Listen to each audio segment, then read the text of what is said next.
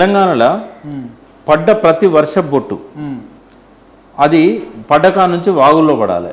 ఎక్కడ చెక్ డ్యాములు ఉండొద్దు. ఆ వాగులలోకి వెళ్ళి పెద్ద పెద్ద ఉపనదులలో పడాలి. ఉపనదులలోకి వెళ్ళి గోదావరిలో పడాలి. గోదావరిలోకి వెళ్ళి చక్కగా ధవళేశ్వరం పోవాలి. ఏడాగద్దు. అంటే ఇక్కడ కురిసిన చినుకులను ఎక్కడో పండించాలని కుట్రతోని ఈ బ్యారేజీలు కట్టలేదు. అంటే ఇప్పుడు మన దగ్గర పడ్డ వర్షము మనకు ఉపయోగపడాలి. కానీ మన దగ్గర పడ్డ వర్షపు నీళ్ళతోని డెల్టా కింద నాట్లు పడుతున్నాయి. మన దగ్గర నాట్లు ఎప్పుడు పడుతున్నాయి, అక్కడ కూడా అప్పుడే నాట్లు పడుతున్నాయి. ఇక్కడ నీళ్లు చెరువులలో నిండితే మనకు ఉపయోగపడతాయి. అయితే చెరువులలో నిండకూడదంటే ఏం చేయాలి? ఇది కుట్ర 1956లో మొదలైంది, నవంబర్ 1 నుంచి. ఈ చెరువులు మొత్తం నిర్వీర్యం చేయాలంటే ఏం చేయాలి? దాంట్లో పూడిక తీయకపోతే చాలు, ఇంకా వేరే ఏం చేయాల్సిన అవసరం లేదు. మీరు గుర్తుపెట్టుకోండి, 1956 నుంచి 2014 దాకా ఎప్పుడన్నా పూటిగా తీసిందా?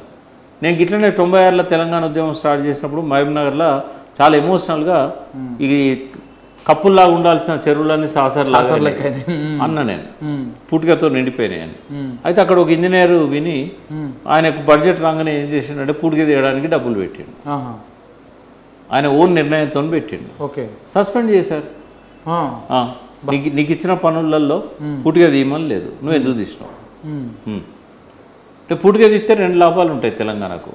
ఒకటి, ఈ క్లే అంతా పోతుంది, బంకమట్టి అంతా పొలాలకు, తర్వాత సారవంతమైనదంతా కూడా ఇటుకల కోసము పొలాలకు పోతుంది. ఇక ఆ నీళ్ళన్నీ భూమిలో భూగర్భంలో ఇంకుతాయి. ఇంకి బోర్లు బావులన్నీ కూడా మళ్ళీ రీఛార్జ్ అవుతాయి. ఒక లాభం. రెండవ లాభం ఏంటంటే, 1 లక్ష లీటర్లు పట్టే కుంటలో 3 లక్షల నీళ్లు పడతాయి ఆ పూటిగా తీస్తే. అప్పుడు ఏమైతే అక్కడ కిందికి వాల్సిన నీళ్ళని ఈయనే ఆగుతాయి. మూడవది ఏంటంటే, ఒకవేళ కనుక పూటిగా తీయలేదు అనుకో, ఆ కుంటలు చెరువులన్నీ వెనకటి రోజులలో ఎంత వరద వస్తుందో దాన్ని దృష్టిలో పెట్టుకొని కట్టారు.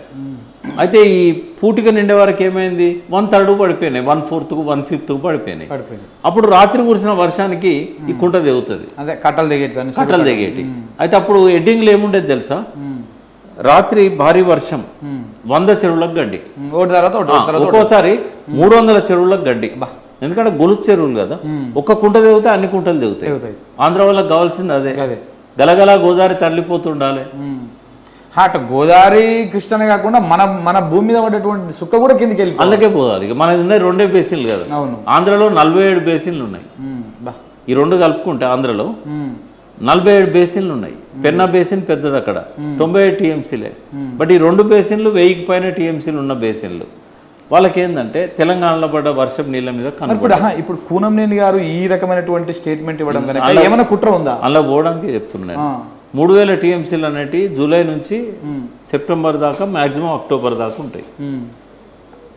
వాళ్ళకి రెండో పంటకు నాట్లు వేసుకోని దగ్గర నుంచి కోత కోసేదాకా తెలంగాణ నీళ్ళే గతి. అప్పుడు ఏం చేసేవాళ్ళు అంటే, ఎక్కడ నిజాం సాగర్ ప్రాజెక్టు, నిజాం సాగర్ డోర్లు లేపేటోళ్ళు, అక్కడ నుంచి శ్రీరామ్ సాగర్లకు వచ్చేటి, మళ్ళీ దాని గేట్లు తీసేటోళ్ళు. అక్కడ నుంచి ధవళేశ్వరం దాకా ఎక్కడ ఆగకూడదు. శ్రీరామ్ సాగర్ గేట్లు తీస్తే ధవళేశ్వరమే డైరెక్ట్. ఎల్లంపల్లి కూడా పూర్తి కాలేదు, అప్పటికి మొదలే కాలేదు. అది నీళ్ళు ఆపడం ఎప్పుడు మొదలైందంటే 2015. అంటే కేసీఆర్ గారు ముఖ్యమంత్రి అయినాక ఆ గేట్లు పెట్టి మిగతా పనులన్నీ కంప్లీట్ చేసి, ల్యాండ్ అక్విజిషన్ చేసి, వాళ్ళని నిర్వాసితులను ఊర్లు ఖాళీ చేయించి, అదివరకు స్టోరేజ్ ఎట్లా చేస్తారు వాళ్ళ ఊర్లు ఉండగా? మేం కట్టామంటారు కదా, మీరు మొదలు పెట్టిళ్ళు కానీ పూర్తి చేయలే. 80% పూర్తి చేయొచ్చు, కానీ నీళ్ళు ఎప్పుడు నిండినాయి, కాలువలకు ఎప్పుడు ఇచ్చిళ్ళు, ఇది ఇంపార్టెంట్. అయితే ఇవన్నీ కూడా ఏంటంటే, మనము పరిగణలోకి తీసుకున్నప్పుడు ఎర్లీ క్రాప్స్, ఎర్లీ నాట్ల కోసం మన నీళ్ళే కావాలి వాళ్ళకు. సెకండ్ పంటకు మన నీళ్ళే కావాలి. కిన్నెరసాన్ తలుపులు తీసేది, కిన్నెరసాన్ అది థర్మల్ పవర్ కోసం పెట్టిన స్టోరేజ్. అది ఆడ నీళ్లు 20,000 ఎకరాలకి ఇవ్వమంటే ఎన్నడూ ఇవ్వలేదు.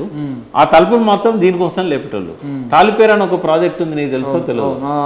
ఇది భద్రాచలం అవతల ఫారెస్ట్ ఉంటుంది, ఛత్తీస్గఢ్ బార్డర్లో. అది ఆడ గిరిజనులకు నీళ్ళు ఇవ్వాలని గిరిజన బడ్జెట్తో కట్టారు. కానీ ఆ గిరిజనులకేమో కుడి కాలువ తీసి 2,000 ఎకరాలు ఇచ్చారు. 25,000 ఎకరాలు సెటిలర్ల భూములు ఆడ.